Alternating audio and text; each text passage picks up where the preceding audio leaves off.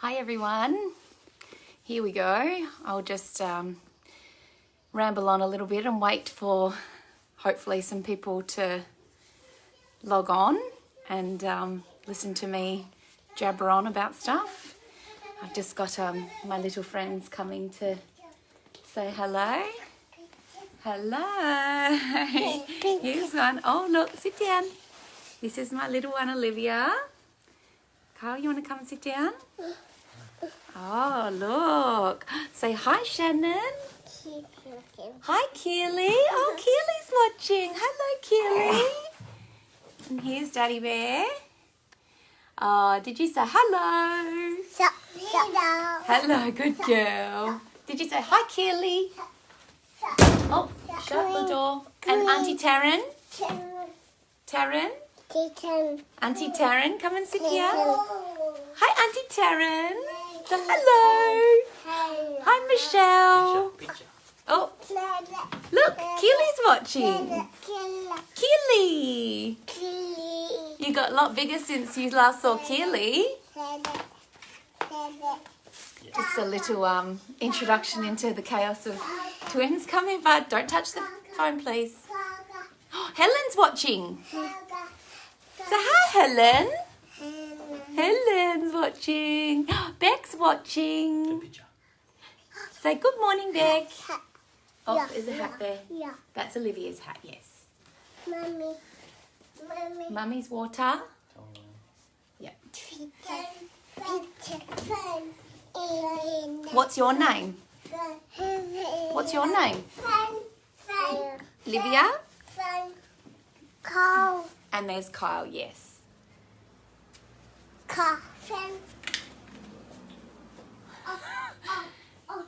I just wanted to introduce you to the fam before I get started. They're going a little bit mental because they haven't been in this room for a while. This is our bedroom. We've been doing some renovations, so all the paint's been stripped off the walls and there's no bed or anything in here. It's been locked off to them, so now they're in a bit of a frenzy, checking everything out. The fan's off, is it, mate? Please don't climb that. Hop down. Hop down. Yeah, it's on. Come around this way, sweet. Oh, hang on. Here we go.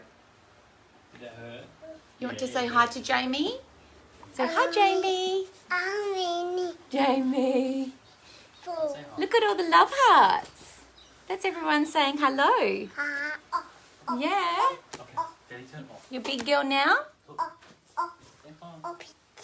There's a picture. It's a picture of Olivia and Mummy.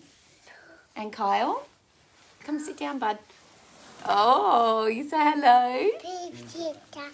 No, it's okay. All right. Do you guys want to say see ya? Yeah. See ya. No, we're not turning it off because Mummy's going to keep looking at the picture, but you're going to go play with Daddy? Yeah. All right, go with Daddy. Love you. Love you. Okay, no, we're not turning it off because Mummy's still going to talk, okay? Do you want to go on a swing with Daddy? Yeah, talk. Mummy will talk. You say see ya. No, Mummy will turn it off, okay? Go with Daddy. See you, bud. So that's who I'm going to be talking to you guys a little bit about this morning. Let me just get there. Bloody wrecked everything, of course, as usual. Alrighty, what is the time? Probably time to get started, huh? So, I am a teacher and a mum. So, of course, I've got my little notes in case I go a bit blank. Hey, Rihanna. So, obviously, hopefully everyone can hear me and could hear that craziness. And I do know that there are some mums and dads out there because most of the people that have logged on so far are people that I know, which is great. Bit of friendly, not faces because I can't see you, but a bit of friendly chat, which will be nice. And a few of you also have toddlers, I think. So some of this might be, oh, hey, Mum. Yeah, so hopefully if you do have toddlers or kiddies, you're kind of coping with this whole distancing stuff and finding some things for them to do at home and not going totally crazy. We are a tiny little bit, but we're doing okay over here. So in true Happiness Co style, let's start off with some gratitudes. So the first thing I'm always grateful for, especially considering I was kind of writing some stuff down and getting prepared for this morning, is always my kids. So Livia and Kyle, they are coming up for 2.5, but because they were born so early, they're really developmentally more like they've just turned 2. So they're in that really crazy stage at the moment, and with 2 of them, life is certainly interesting, but we wouldn't have it any other way, and we're so thankful that we have them and that they're here and they're happy and they're healthy. So I'm always grateful for my kids. And also Dave, you might have seen him pop in a little bit at the start. So he is my husband now. We got married in November, so coming up for 6 months of marriage. Even after this whole business went down, we still decided we liked each other enough to get married. So that's good. I'm always grateful for him. He's so fantastic with the kids. He works so hard so I can stay home with them. He never complains about picking up any of the slack around here. If I'm having a bad day or whatever, he just gets on with stuff. So, and again, with all these renovations going on, I'm not going to show you the room because it's an absolute mess, but there's paint scrapings everywhere. And if I start sounding a little bit nuts, it's probably because it's still some of the fumes from sealing the walls yesterday. So hopefully I don't go too loopy. Around a beautiful sun. Yes, it is. I've got the windows open here, so I can see outside into our garden, and it is a beautiful day. So if anyone wants to share their gratitudes, that would be great. And the last thing I'm grateful for today is just the whole experience we've been through in the last 3 years. There's been a lot of downs, but there's also been some really incredible highs. And if it wasn't for all of this stuff, I know that life would be totally different, because it's really made Dave and I stronger as a couple. It has made me more appreciative of everything, my family, my friends, all the people I have met along the way that have been through similar stuff to us as well. And there's some really, really amazing, strong, brave people out there that, especially with Happiness Co and stuff as well, and a lot of the NICU mums I've met, and the twin mums. Twin mums are just a different breed. I don't know if I fit in with them. Oh, hey, Sammy. I don't know if I fit in with the incredibleness of all these twin mums, but man, I tell you that some of them, most of them I've met actually, are just incredible. So basically what I'm going to be doing today, and I'll try not to ramble too much. I know this wasn't a great start, but we're just going to be talking about the experience we've had with having our twins. They were born at 24 weeks, so it was a really hard time for us. And oh, hey, Amber. It was really tough, and I wouldn't wish it upon anybody, although in saying that, the people that have been through it just are amazing at coping and finding the positives in something that is really not very fun at all. So I'm going to be just talking through a little bit about our story of what happened, and then how it's affected my mental health as a whole, and just a little bit about daily life with twins, and how we get around having two-year-olds running the show around here. So everything that happened with us has just made me realise that there is usually a lot you don't know about people. There's a lot people keep to themselves for lots of different reasons, because they don't feel comfortable talking about it, or they haven't quite dealt with stuff for themselves yet and they're not ready to share. And stuff that, just is upsetting and they don't really want to tell the world about. So, oh, hey, Louise. Won't use your nickname. But, we live in our little beautiful house. We've literally got the white picket fence out the front, the rose bushes, you know, from the outside. We've got our little boy, our little girl running around, happy as Larry. People that don't know us wouldn't know anything about what we've been through or the mental health issues that I've had over the past, 4 or 5 years. And it's easy to take that snapshot of what people can see from the outside and think that they know you and they know what your life is like and compare it to their own. And, you know, you see these people at the shops and on the street and things like that, and it's really easy to compare and say, oh, you know, like they've got it so easy, and oh, look at them, they've got their perfect little family and things like that. And you don't know what people have been through. So it's just been a really big reminder to just don't assume and just to be kind, really. And Happiness Co has really... Oh, hi, Romana. Oh, I'm so glad that you jumped on. Hopefully some of this stuff will help you. You got your little... Oh, you got identical boys. Oh, beautiful. So, yeah, I was chatting to Romana a little bit online last night, and, yeah, I'm so glad you're here. So, yeah, my two were born at 24 weeks, so a little bit earlier than your boys, but you're only 2 weeks in. It's a long road. You will get there, trust me. So, yeah, I will get going. I've been rambling too much. Hi, Tam. Okay, so most people that are watching know me and they pretty much know all the ins and outs of what happened, but there might be little bits and pieces. So when Dave and I first decided that we would start trying for kids, well, a child was the plan, it took us 5 months until we became pregnant. And everything was great, going smoothly. We had our dating scan, everything looked beautiful. And then we went for our 12-week scan. It was actually 2 days before our engagement party. So we were planning on making the big announcement at the engagement party that we're having a baby and things like that. So yeah, we went to our 12-week scan, and unfortunately there was no heartbeat anymore. So we lost that first little one. So that was actually, you know, I know miscarriages are hard for everybody, and it was for us as well. But having it 2 days before we were having our entire friends and family over to celebrate, it made, and, you know, there was a select few people that did know, but most people there didn't.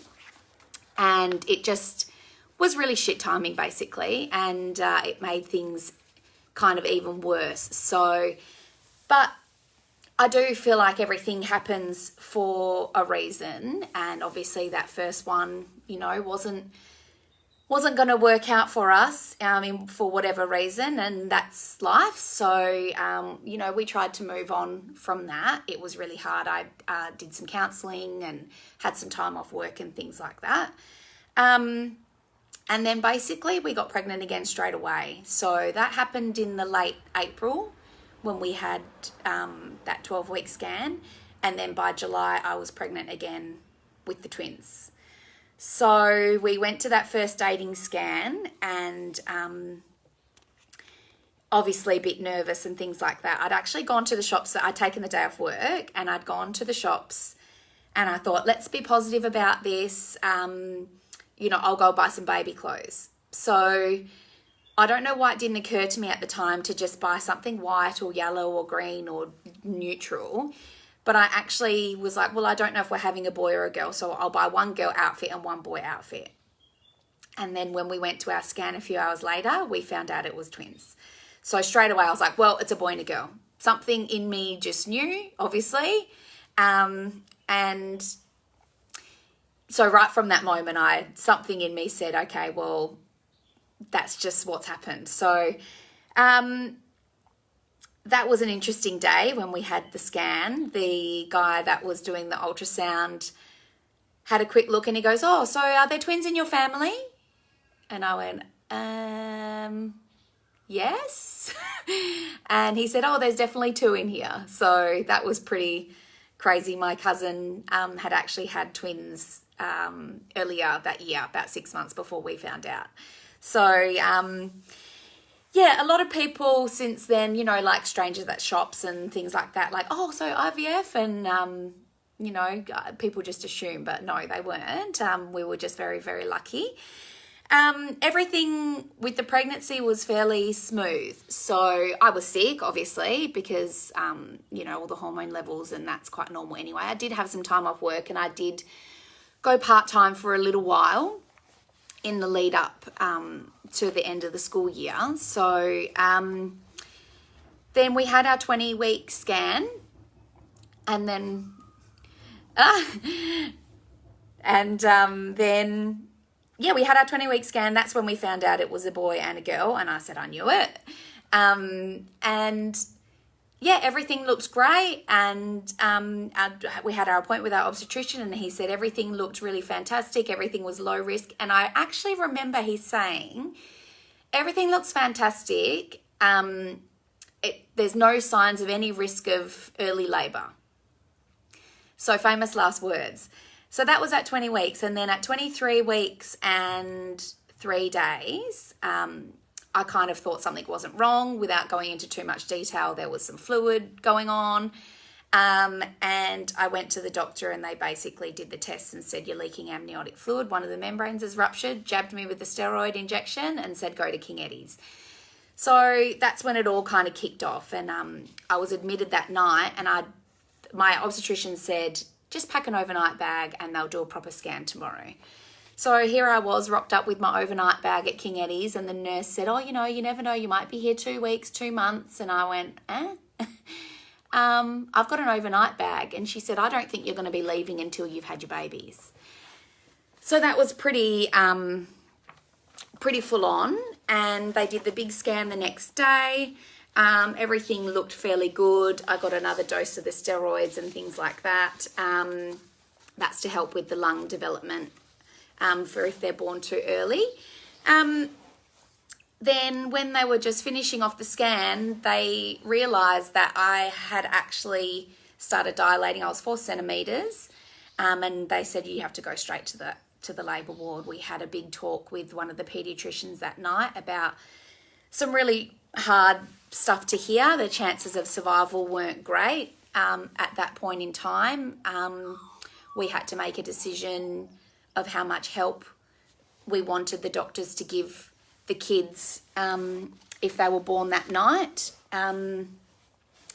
Yeah, some really hard stuff to hear, and I think about it now, and I don't know how much of it I actually took in. But anyway, they didn't come that night. I had friends and family visiting throughout the week. I was an absolute mess, as you can imagine. I missed my last week of work at school, so teaching my class, I didn't really get to say goodbye or anything like that. But, you know, that's just a blip on the radar these days. There was obviously much more things going on. Then at 24 weeks, exactly, they kept saying if you can make it till Friday, that's 24 weeks, everything changes. That's when a baby becomes viable, or a pregnancy becomes viable, and it kind of like ticks over to being a baby. I don't know what the technical terms are, like a baby. So we went to the labour ward again, and the third time we went to the labour ward was on the Saturday, which was 24 weeks and 1 day. And I remember we'd been there all day. I was strapped up to all the monitors, and the babies were fine the whole time. They weren't worried about, them being distressed or anything, which was good. Then I've just lost my train of thought. Oh yeah, so everything, I was having contractions and things like that, and then everything just stopped. And I remember it was about 8:30 that night. I texted my mum and said, no, everything stopped. We're going back up to the room. Mum, I'm sure you remember this. Going back up to the room, I'll ring you tomorrow. And then, yeah, okay, cool, see you tomorrow. Then at about 9 o'clock, about half an hour later, everything just kicked into full gear. And at 10:30, there was Olivia. So, and 20 minutes later, Kyle followed behind. So I didn't have a cesarean, which a lot of people assume them being born that early is what will have happened. But no, they wanted out and there was no stopping them. So, yeah, that's what happened. Then next thing, Mum got a a text message at about 2:30 in the morning saying, surprise, they're here. So when they were actually born, I didn't see Olivia at all, not even for a second. She was gone as soon as she was born, and they had everything set up ready to go. They had teams of doctors for both babies. There were so many people in there. I couldn't even tell you how many people there were.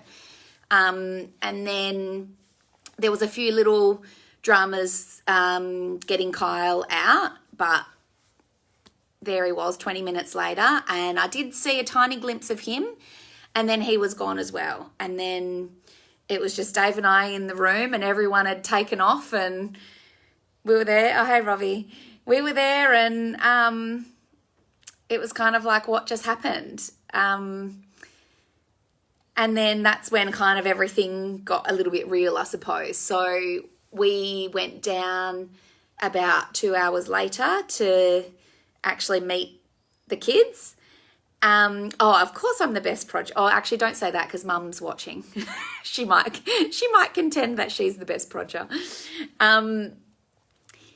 So we went down a few hours later and met the kids basically, and they just were, I mean, you don't even know. No, Tam, Dave didn't go with them. So they said to Dave that you can go with the kids if you want to. And he decided to stay with me. And I'm actually quite glad that he did in the end, because later on when, I was going in and out visiting the kids, I was in there one day with them, and a new little baby came down, and the dad came with them as well and left the mum back in the labour ward getting sorted out. And this poor dad, I was just watching him, and all the doctors were around, and the nurses, and they were setting up all the equipment, and this tiny little baby was there, and this dad was just standing back watching, and I felt so horrible for him. I kind of kept trying to catch his eye and give him a smile, and in the end, one of the nurses, hey Kate, one of the nurses finally went over to him and said, is everything okay? And he just said, I don't know what the hell's going on here. And so then she started explaining to him, what was going on with the baby. But it just kind of made me think, I'm so glad Dave didn't go down there, because we had two of them, and they were way apart. They weren't even next to each other. So there wouldn't have been much that Dave could have done if he had gone down there. And I think it would have probably been quite traumatic. It probably would have been a lot of stuff that he would have rather have not seen. So, and I'm glad he stayed with me, because I needed him there as well. So the doctors had the kids sorted, and he didn't go down, Tam. So I know that lots of dads do. Anyway, so we went down and we had a visit, and they were all hooked up to all their tubes and everything, and covered in plastic wrap, and they were so miniature. We couldn't touch them or anything. Oh, no, we did touch them just on their hand really gently, but we couldn't hold them or anything, obviously. My mum thinks I am the best Prodger. Yes, that is a win. So then it was back up to the room, and it wasn't visiting hours because it was the middle of the night, so Dave had to go home. So he came home to an empty house, and I was left in an empty hospital room on my own, and just thinking, what on earth just happened? So that was pretty rough. Oh, yeah, the bags. Yeah, I know. It's not nice to see them covered in the plastic, is it?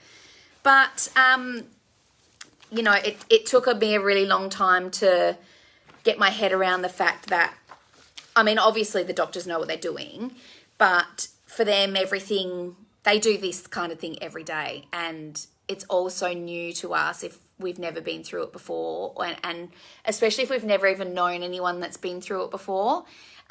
It's really hard to get your head around those first times of everything. Like there was the first time seeing them, obviously, the first time you know, watching them have their little tiny heel pricks done, the first time watching them putting them on the CPAP with the prongs in their nose and putting their feeding tubes down and things like that. I mean, it's all really hard to watch, but, you know, 2.5 years on, it is a distant memory. The kids aren't going to remember what happened. It's only really us that's going to remember and be traumatized by it all.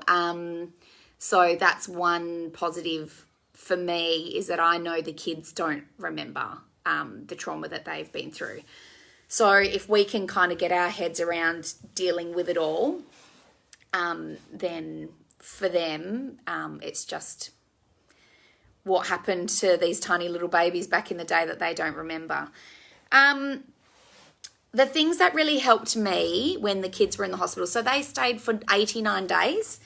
So it was just under 3 months. They came home just over 3 weeks before their due date, which in the beginning, the doctors didn't.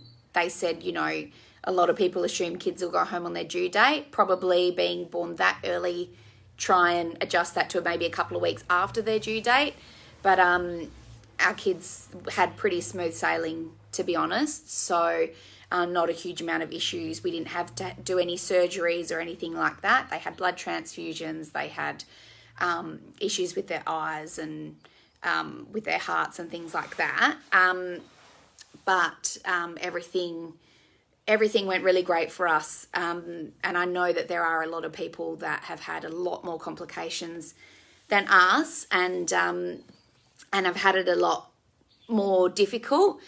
But one thing I had learned through when I did the Happiness Co 21-day challenge, the Happiness Challenge, is that, and I've said to people before as well, one night of leaving your kid at the hospital, your baby, is just as hard as 89.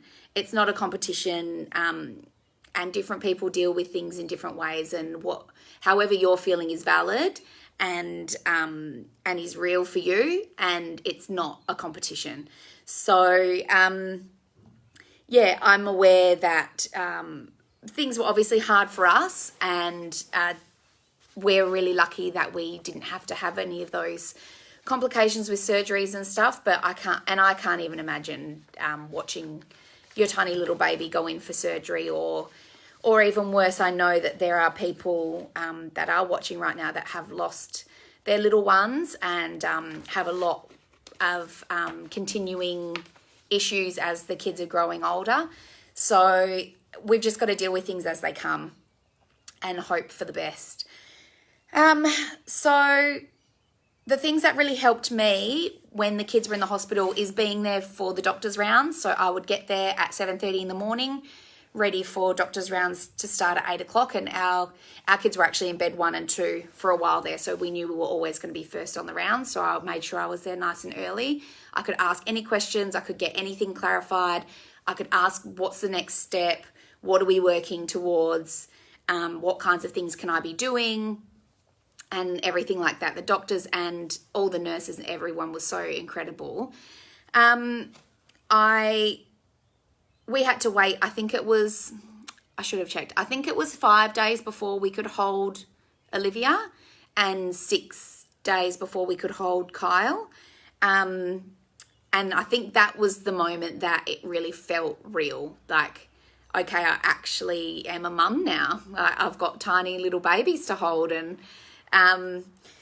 yeah, and we just made sure that we were involved as much as we could with doing their cares, which is like, you know, changing their nappies, giving them their little head massages and rubbing coconut oil on them, giving a little massage. And hey, Paula. Oh, Paula's going to know all of this too well.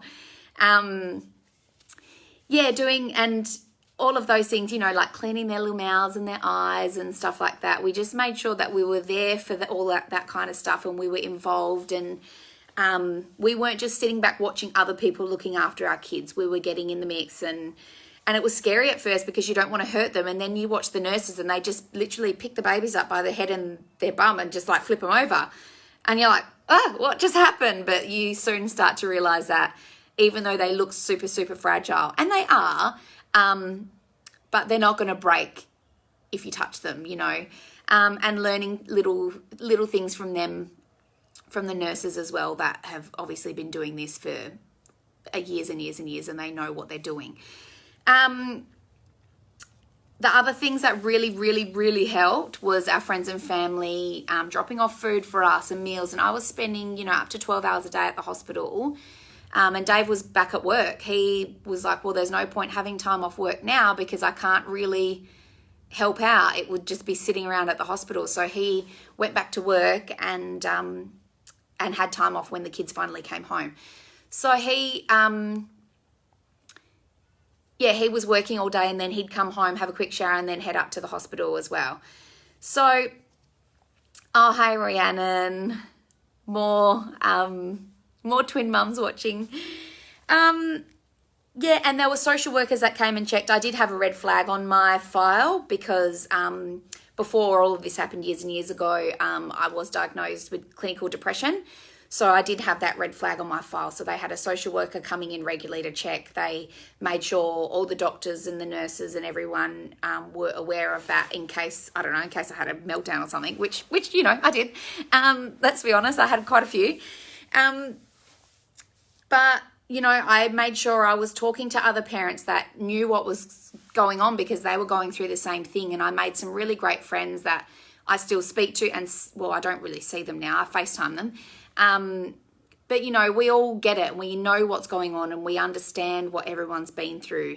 So that has been really good. There was really long days at the hospital. And then I was up every 3 hours during the night as well, expressing, because obviously the kids needed milk. And surprisingly to me, at 24 weeks after having the babies, I was producing milk. So, I was every 3 hours, 24/7, I was expressing. So getting up through the night, expressing, going in, having cuddles with the kids, then putting them back and going out and expressing in the, in the little family room at the hospital or next to the kids' beds.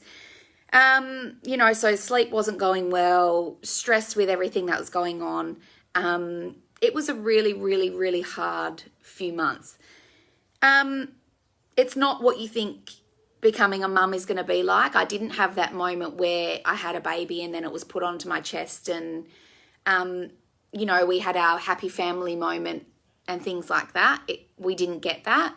I didn't get to have a baby shower with a nice big belly. I did have a baby shower while the kids were in the hospital. My mum and my best friend, who are both watching now, hello, they thought it would be a really good idea, and it was very different. I had pictures of the kids up so everyone could see what they looked like and how they'd been progressing and tracking, and they were still I think about 4 weeks off coming home then. So it was a bit of a different celebration, but it was still really fun. And even in the middle of the baby shower, I had to go and express. So, you do what you got to do. That was a bit of a different experience, and one, again, that's not normal. We didn't get to do the whole, guess how big your belly is, or guess how big they're going to be, or what their names are going to be. It was way too late for any of that. But then after 89 long days, someone's back. Do you want to come and say hello? Hello? Come on. Hello. Come on, my sweetie. Hello. Hello. Come and say hello. This is Olivia. Hello. Nanny's watching. Hello. Can you say hi, Nanny? Hello. Oh, you just want to say hello to everyone. So this is my little Olivia, Hello. my little problem child that was the first one. Gaga. What are you doing? Gaga. Sorry about that little interruption. Do you want to go see Daddy now? No? Okay. I'll try and keep going. Don't climb that, please. They're both climbers.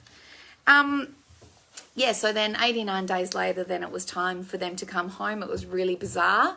Putting them in their pram, and they were still little miniature. They were 2.3 kilos and 2.8 kilos. I'm not helping you get that because you're not supposed to be standing up there. Daddy's coming to get you now.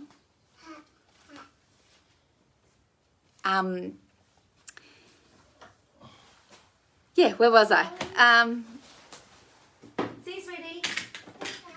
Bye-bye. Yeah, so 89 days and they came home, and I remember us coming, putting them in their tiny little car seats, and oh, hey, Jake. We brought them home, and I remember they fell asleep in the car, and we put them in their little bassinets, and they were all wrapped up and cute, and we just stood there and went, now what do we do?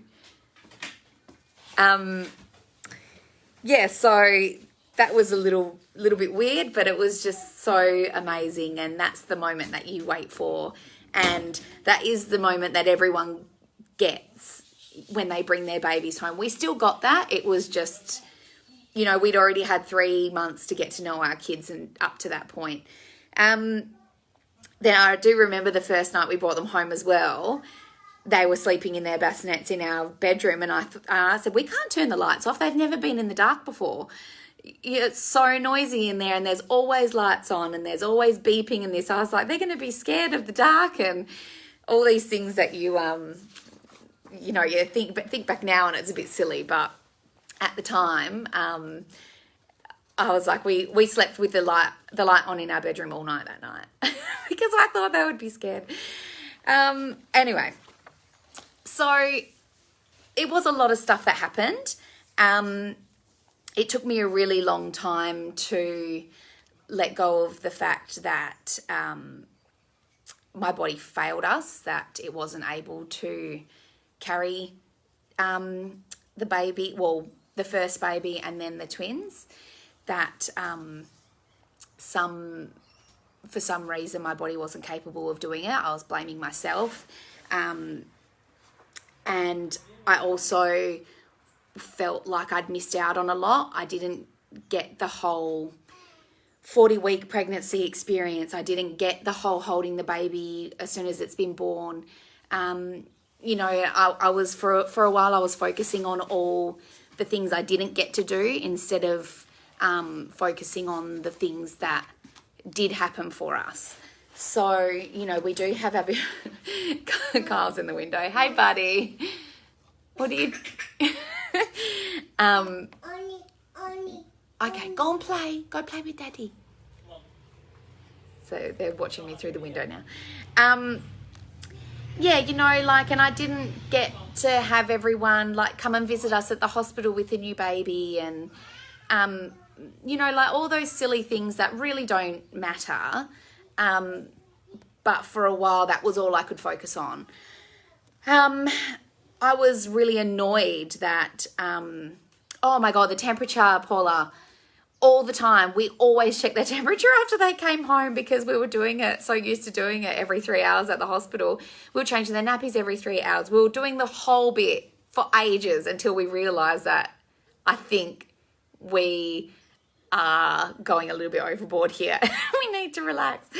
But Paula's definitely, and they do matter, Tammy, but in the huge scheme of things, it was just something that for me to move past a lot of it and to stop putting the blame on myself and to stop getting in that negative spiral, I just had to try and let go of the fact that, you know, that's not what was planned for us. That's not our experience. And, you know, it's not the most important thing in the world now that we've got our kids, and we need to, you know, reprioritize our focus. You know, and I was angry. I was really angry, especially every time that I would go to the hospital and then leave the hospital, and out the front, and Tammy and Paula, you will probably, and Romana maybe even, will probably know exactly what I'm talking about. But there will be heavily pregnant women out the front of the hospital smoking their cigarettes and doing all of these things. And I would just get so angry, and I think I did everything right. You know, and I was getting in that victim mentality saying, I did everything right. Why has this happened to me? And these women are just doing whatever they want. And, you know, they've got their full-term pregnancies and things like that. And obviously, you know, I don't know their story, like I was saying before, you know. And anyway, we have our own personal opinions on things like that, I suppose. Oh, Rhiannon, you know. But every day it was just that little reminder of, like, why did this happen to me? you know, like I tried to do everything right. I don't smoke. I don't drink. I wasn't drinking, you know, gallons and gallons of coffee. I didn't at all because it made me feel sick when I was pregnant. So I wasn't even having coffee. You know, I was cutting out all those foods you're not supposed to have and things like that. And then every day I'd go and see these women and I would think, well, why? But you know, that's the other thing that I just got to the point where I had to let it go, and it wasn't helping me mentally, and it wasn't getting me anywhere. It was just helping with that downward spiral. So everything happens for a reason. I am a big believer in that, and I hope that this has happened for us, not to us, but this experience that we've been through, I'm hoping that has built me up enough that I'll be able to help other people. I've met some really amazing friends, as I said before, and organisations as well, like Amber's that's on now. She runs Tiny Sparks WA. We've met some really great people through their developmental play group, other twin mums and other NICU mums as well that, again, just get it and are some of the most amazing women I know. Helping Little Hands, run by Joe. I don't know, I haven't seen Joe's name popped up, but they help out a lot with providing food to parents that have got their babies in the hospital at the moment at King Eddie's and things like that. The Multiple Births Association, I'm actually on the committee at the moment, and I'm the one of the expectant parent coordinators. So my job is to speak to women that are pregnant with twins and dads, of course. And even though I was a bit worried in the beginning to be scaring anyone, saying that, oh, you know, what if someone comes and they're already like 25 weeks pregnant? And I'm like, I'd already had my kids by the time I got to that gestation. But I think because of what our outcome has been, it can be quite helpful that we do have our kids and they're developing normally as such. Oh, sorry. That it can be hopefully a bit of a calming and supportive way to speak to expectant parents. In terms of my mental health, I've really tried to be present with the kids. Like, this is my one time. We're not planning on having any more kids. This is my one time to enjoy these ages and stages and all of the stress and craziness and everything that comes with it, and just to try and be present and really slow down and enjoy everything while we can. This is, this is our one shot with our kids, and we don't get to redo this. So we just have to remember that in those frustrating moments that we're lucky they're here, and we're lucky they're help. Oh, they're going for a bike ride. Okay. So I do still wonder sometimes what I would have been like as a mum if I had had that first baby, one baby to focus on at a time. And I do wonder if we had gone full term with the twins, if it would have changed the way I am around them. And I think it would, because I do... how do I put it? It has affected me even still. Like, I don't like leaving the kids. I am with them pretty much 24/7. I have gone back to work this year just to do some relief teaching. I think I've done about 5 days. And the first 2, I was a complete mess. And it's not, my mum was looking after them and she spends a lot of time with them. But it's not that anything to do with her. And the kids are like, I'll see you, mum, bye, like, no big deal. But the whole thing of, not knowing when they were going to come home and being told when and how I could hold and touch my kids and things like that, it has had a lasting effect. And I do second guess their development all the time, like, are they progressing normally? And you compare them to each other. It's hard not to. There's 2 kids here, they're exactly the same age the whole time.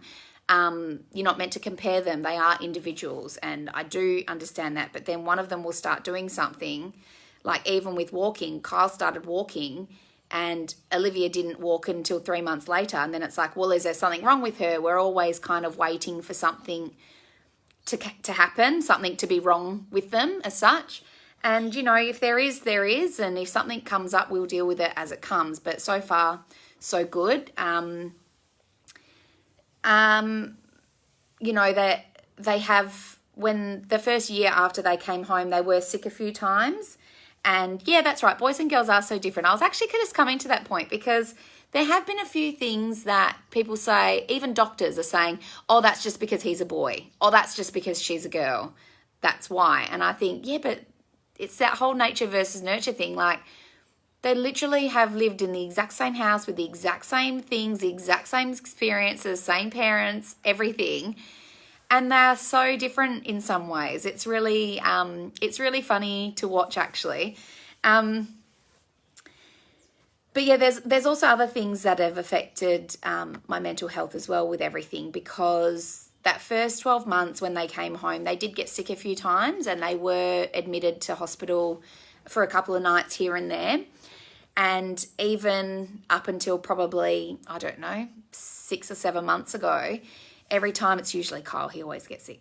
Every time I've taken him up to the hospital and they put the little monitor around his foot and the machine starts beeping, I just burst into tears every time. Everything from NICU came back. And the nurses are like, he's just got a cough, or he's just got a, you know, whatever. And it's not that, it's just the noise was enough to trigger. And probably the last couple of times I have been okay. But certainly it was enough to really bring it all back and have that physical reaction to just one little noise. And the smell of hand sanitizer. Oh, that NICU mums will know that there's so much hand sanitizer flying around in there. Just that smell brings it all back. But then I do remember one time, it would have been in January this year, I think. But that's right, it was, because I was in the middle of the 21-day challenge. And we do our gratitudes every day and things like that. And I remember this one day we had a physio appointment for Olivia, and the doctors had said they wanted to check her to see if there was possible cerebral palsy and things like that, which was a bit of a shock to us and a bit of a kind of slap in the face to say, you know, things aren't over yet. So I got to this appointment, and I'd got out the wrong side of the bed that morning, and I sat and I did my gratitude video. And I tried to think of all the things that had really irritated me that morning and flip them around. And one of the things was the fact that we had that appointment and I didn't think anything was wrong with her. And I was just irritated for the fact that I had to pack both of the kids up and get them to this appointment and things like that. And I thought, actually, what am I complaining about? Because we're not paying for any of this, for starters. The healthcare system is catching anything super early for these kids. Like, if there was some tiny little sign that there was something wrong, they were going to catch it so early. And I just thought, get over yourself, you know, like, this is a positive thing that she is being seen and she's been checked. Turns out she's been signed off and everything was fine. It was nothing to worry about anyway. But at the end of the day, if something was wrong, I should be grateful that it was being caught early and there was going to be some intervention happening. So there are a lot of things that have come out of this for me personally that has really changed my thinking, and I don't often get into those negative spirals now. I am able to, you know, turn things around and look at the positives. So, twin life, that first probably, I don't know, 6 months was just such a blur. And everyone says it, but it was just a constant rotation of bottles, expressing, changing nappies, washing clothes, like the whole thing that every new mum knows, but double. But in saying that, twins is such a special thing. And I remember Dave and I, on more than one occasion, just looking at these two babies thinking, how did this happen? You know, this is so incredible. And then there was, you know, them, I'm really sorry if this is triggering for anyone, by the way. me talking about having the two babies together. So, you know, and then they started actually realizing there was another baby in the room, and they started interacting with each other and looking at each other and touching each other and things like that. Like every tiny little moment was so special for us. And like I said before, that you are always comparing them, but then you have to remember that they're not the same person. And people saying, I don't know how you do it. I don't know how you do it. Especially new mums with new babies that are just right at the beginning. And they're like, oh my gosh, I don't know how I would cope if I had two right now. But I say that to people like Paula. I said that to you. You know, how do you cope? You got twins and a toddler. Like, that's crazy to me. Or, you know, single mums that have got twins, and you know, you just get on with it and you got to do what you got to do. We don't know any different. We don't know what it's like to have one baby. So we got ourselves into a routine that works for us, and you just get on with it, and that's your normal. So I don't feel like I'm any kind of super mum or anything like that. I just feel like hey Julian, I just feel like we're getting on with life and we're making it work for us. We've had a lot of help from family. So in terms of like at the beginning giving us food and stuff like that, and then obviously offers of babysitting, which I haven't taken up very often because of my issues of leaving the kids. But you know, my mum comes quite often to help out, and she helps clean the house and things like that, which, you know, sometimes I just don't have the energy. So I don't know how she does it. She, you know, still goes to work, and then she comes over and looks after the kids, or plays with the kids and cleans my house and all kinds. But, you know, we just do what we love doing, and that's what she loves doing as well. So it works for me. Things can be little bit more complicated sometimes when you do have two at the same developmental age. There are a lot of things that become more expensive actually, because sometimes you do need two of something, and you can't just kind of hand me down and keep it for the next baby. You know, that we need two high chairs, we need a double pram, and you know that there are things that we need two of. So financially it's a little bit harder, especially because I haven't gone back to work yet. So we've had to really change the way that we do things. One thing that was really hard for me is that I've always worked, and I've always, you know, been in charge of my own finances and things like that. So one thing that was really hard for me was financially relying on someone else. And, you know, like all the things that come with, like I'd feel guilty if I was, you know, doing the shopping and I'd grab a coffee and I think, oh, should I really be spending that money on? But, you know, then you got to remember that we're in this together, and it's not my money, his money. It's, you know, we're actually married now. So, you know, everything is ours, but we've just got to be a little bit more careful about things like that when I'm not working. So the kids are certainly have never gone without. They've always got clothes, and they've always got food, and they've always got everything they need, and they've got, oh, if anyone knows us, they have got way too many toys. So it's not like they're wanting for anything. But then after that whole blur kind of started lifting, and we had ourselves in a routine, and the kids were sleeping a little bit more and things like that, that's when it kind of got a little bit like real life, and this is how we're going to be living for the foreseeable future. We need to really get things in order. We need to, you know, start budgeting properly. We need to figure out how what kind of people do we want our kids to be? What kind of discipline are we going to be using? What kind of, you know, just what kind of values do we want to instill in our kids? And luckily for us, you know, we are on the same page with a lot of things like that. So the way that we've been brought up, both of us, is fairly similar in terms of our values and things like that. So we talk about things. We're on the same page with how we're going to deal with behaviours and things like that. And it is tricky because they're at that stage at the moment where they don't really want to listen to us, but I'm actually doing some online parenting courses at the moment. So thanks to Rhiannon that pointed that one out for me. You know, we've got to figure this out right from the beginning, because if you start from early on, then you don't have to change behaviours later. So that's the plan for us. The 21-day challenge I know I've harped on about it a little bit now, but it really did change a lot of my thinking, and it's kind of made me realise some things that I wasn't even fully aware of that were still affecting me, and the way that gratitude can really set up your day. And I've been doing guided meditations and stuff now, which, you know, is not something I've always done.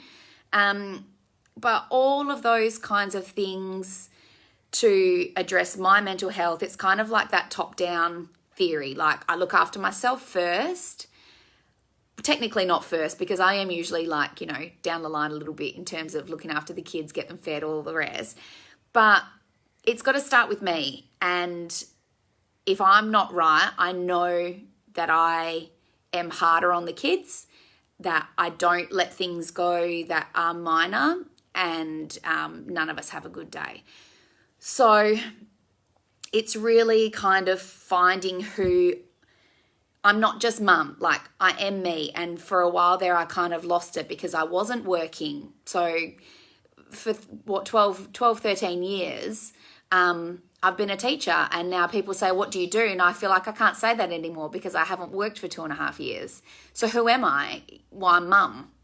Well, I don't want to just be mum. You know, I am more than that. And it's really kind of finding some stuff that fulfills me so that I can be happy and not just giving, that I'm getting a little bit as well, which, you know, filling up your cup and all of those kinds of things. So it's really, for me, been finding those little things that if I don't have a lot of time for myself. This is amazing. This is my me time today. So thank you for sharing it with me. I don't usually get this much time to be by myself. But if it means, you know, spending 10 minutes and doing a guided meditation and just kind of resetting for the day, or sitting outside and having a coffee while the kids are having their nap, or things like that. And it's just kind of made me happier, made me feel like I'm an actual person. I'm not just this, I won't say what I usually say, but I'm like a snack slave to the kids, you know, like it's all about what they want, what they need, and what are they asking me for now? What do they want to do now? You know, sometimes it's, no, what do I want to do? And, you know, what do I need for myself? So toddlers are really full on. And so it's really important that that we do that. We're not just giving all the time. And I think sometimes it's just about embracing the madness. Like, my kids are mad. They are absolutely nuts. Anyone that knows my kids, and I have been sending Snapchat videos to and things like that, know that they are mad. But they're happy and they're having a great time. And I love it. I'm a bit mad as well. So, you know, if we can all just have a great time together, and isn't that what it's all about? So yes, they're dirty, and yes, her hair is a bloody mess all the time, and they're running around and sticking their fingers in grease and sitting in puddles of water and things like that. But, you know, is it really the end of the world? Like, as long as we're all having a good time. Oh, I think they've just come back from their bike ride. Yeah, so just, you gotta embrace it. This is our one shot with kids. You know, we don't get this again. So I do try and have little like activities for them sometimes. Like, we'll set up some painting and things like that. And but, you know, books, like just having stuff for them to do and really fostering them to play independently, so they don't need that one-on-one all the time, because I can't give it to them. There's two of them, and they are demanding, but I cannot drop everything every time to do something with them. That's just the realistic life of twins. So, you know, I really tried to foster some independence with play. Like, I will watch them, but I won't always be interacting and playing with them. So basically that's twin life, like, you know, just making the most of daily life and the little incidental teaching lessons and things like that you can help your kids with, and providing them with food and water and somewhere to sleep and a billion toys if you live here. I don't know if anyone has any questions. It has just been a whole bunch of time of me rambling on about myself and my kids and my family. But hopefully if anyone watches that is going through NICU at the moment, or may in the future, or has twins, or has any issues with some mental health and things like that, that they have found even just one thing I've said helpful. Yeah. Oh, Taryn, you're not supposed to say it. That's what I wanted to say, but you know, language. Yeah, so that's me, I suppose. And I'm really loving all of the Happiness Aid presenters that I've seen. I'm really loving all the gratitudes, and I really hope that people get on board that this gratitude thing, it takes, you know, 2 seconds out of your day to sit and have a think about something you're grateful for, and it has really huge impacts on your mental health. Especially if you're doing it regularly. It really, really, it's proven research on it. So without preaching, if it's something you can do and you can do regularly, it really helps your day-to-day appreciation of life and everything in it. So that's us. That's me done for today. I hope that I see some of your lovely faces doing some gratitude videos soon, or possibly even presenting something.